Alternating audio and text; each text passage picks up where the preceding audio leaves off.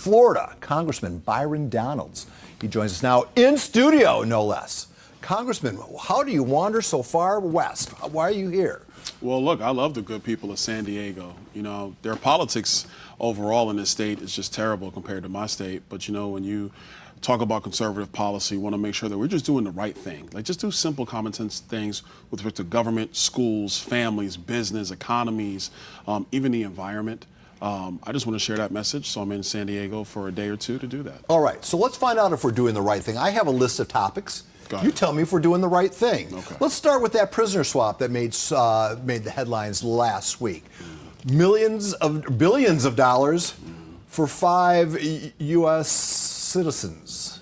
Was that a good thing to do, to spend that kind of money with a government that really hates us? Well, look, for the Iranian Americans who get a chance to go home, it's good for them and their families. Right. But what this sends, the signal that Joe Biden has sent to the world, is that America is weak, that we'll give out billions and billions of dollars to the Ayatollahs, to the Iranian regime, and that you can do this time and again.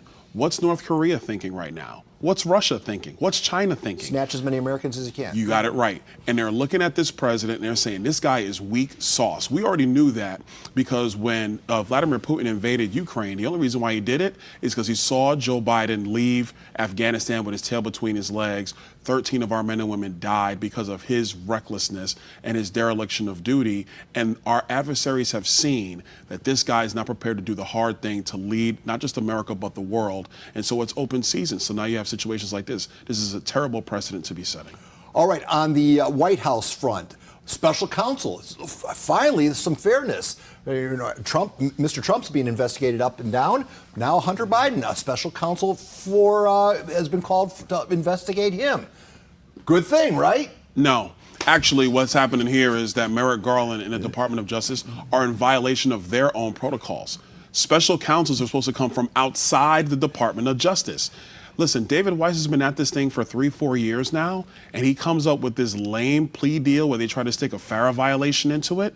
Like, this is what's wrong. So putting him in charge is the wrong thing to do. If you're going to do a special counsel, they have to come from outside the Department of Justice. Like, where's John Durham? Put him in charge of this thing. Yeah, how could as a conservative, how could you have faith in this special counsel when this man is the one who concocted the sweetheart deal as it related to the gun charge? Well, it's more than that. His office also didn't allow the IRS agents who have now gone on and whistleblown in this situation.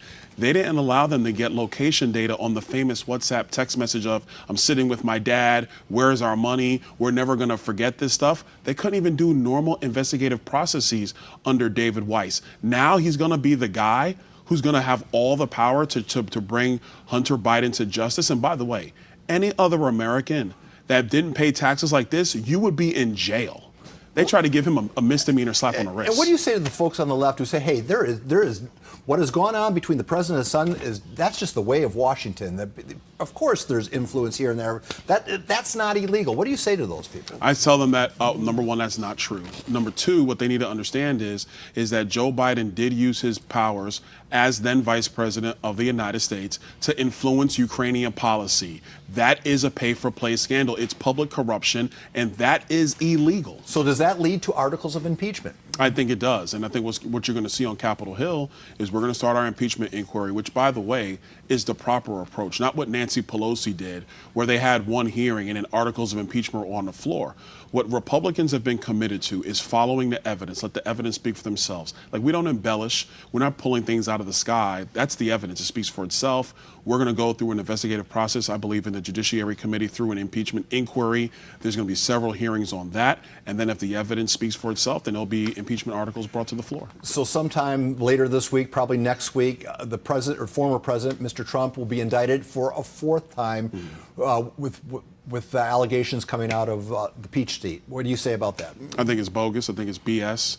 Everybody knows it. There's two things that are occurring here. Number one, it's clear that the Democrats have one mission, that's to get Trump. Number two, they want to drain his campaign resources, having to fight all these legal battles. But number three, what this really is election interference by the Department of Justice, or the Department of Injustice at this point, and by some of these state DAs in New York, in Georgia. What they're saying in Georgia is that if you're a candidate, you can't object.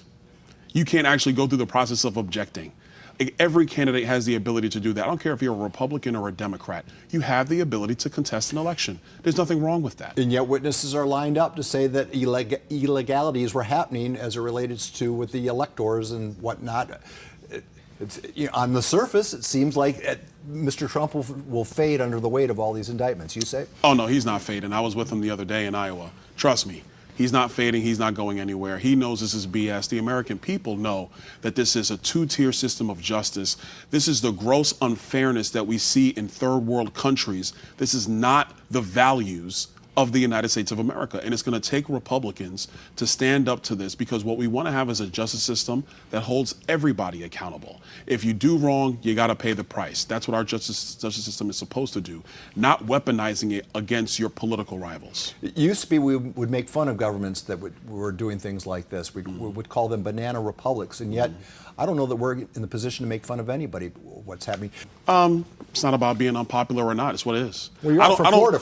But I don't deal in popular and unpopular. I'm here to tell you what's going to happen or what I think needs to happen. He's coming to California, Mr. Trump is. Is that a waste of time for him to come here? No. As blue as a state this is? No, because listen, even Americans here in California are struggling with the terrible government led by Gavin Newsom. By the way, your governor is terrible. He's a dumpster fire. I've never seen anything like it. This guy was almost going to shut down Diablo Canyon. You would have had blackouts if he listened to the nutty left with their crazy Green New Deal stuff, instead of doing the right thing, keeping the nuclear reactors open, making sure energy is cheap for the residents of California, making sure that our cities here are safe. Sacramento, Oakland, San Francisco, San Diego, Los Angeles.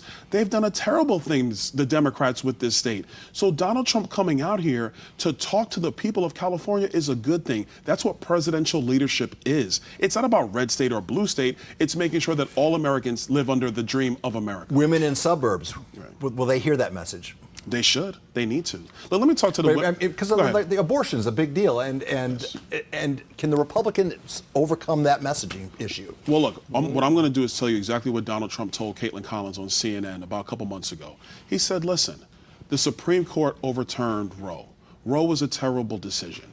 The power with respect to abortion is now in the hands of the voters in several states. California has their own rules. California largely will keep their own rules. It's not going to be for the president or for Congress to decide that. It's going to be a state matter. Now, what Donald Trump has said is, listen, they're going to negotiate some things. If there can be an agreement made, okay. And if there's not, okay.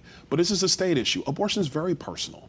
And I totally understand that. But what's also personal is our kids being locked out of schools, crimes being committed in our streets, and an economy that is so expensive that those same suburban moms are struggling to put food on the table and gas in the tank. That stuff matters as well. Are we ever going to get through this conversation again, do you think? I hope you come back. Oh, we'll do it again. All right. Even if it has to be by Zoom. Congressman, it was an honor to speak with you. Oh, the pleasure's mine, Paul. Thank you. We'll be